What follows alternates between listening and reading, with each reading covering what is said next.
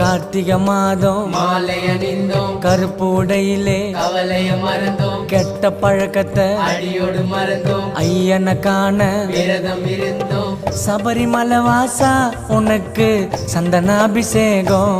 ஐயப்பா 5 மலை அரசா உனக்கு நெய்யில் அபிஷேகம்.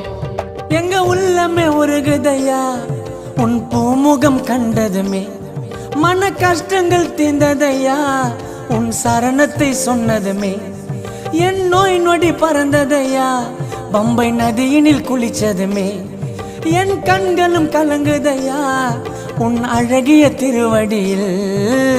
சபரிமலை வாசா உனக்கு சந்தனாபிஷேகம்.